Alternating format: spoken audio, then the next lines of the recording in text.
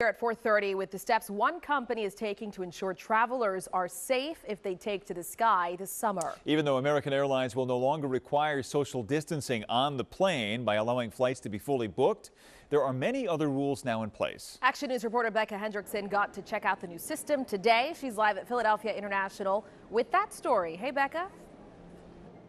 Brian and Jeanette, the new safety measures start at the check-in counter with things like the plexiglass shields, and when you go over to the kiosk, you're going to have to complete a health assessment before you can print out your boarding pass. But while these new safety measures are in place, the airline is taking away a big one, leaving the middle seat open.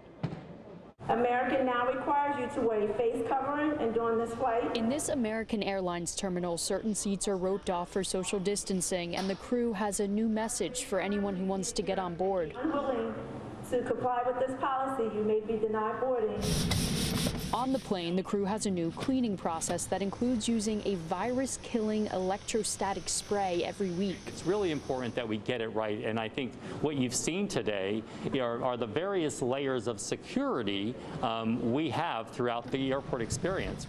Still, starting Wednesday, the airline says it will start allowing flights to be booked at 100% capacity. That means the middle seat will no longer be open. That was put in place long before we had the various layers of safety and security that we have in place today. Sitting inches apart from each other. The decision drew sharp criticism from Senator Bernie Sanders, who questioned the CDC and Dr. Anthony Fauci about the idea. I think in the confines of an airplane that becomes even more problematic. The airline thinks people should still feel safe. It says customers will have the option to switch flights for free if the plane is close to capacity. And while travel for this week should be the busiest it's been since before the pandemic, with 50,000 people expected to fly, that's still only about 30% compared to July 4th travel last year. We absolutely feel that they should feel safe.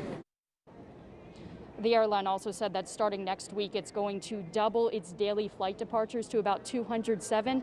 But if you compare that to last year, that's only about half of what they were doing in 2019. Live at the airport.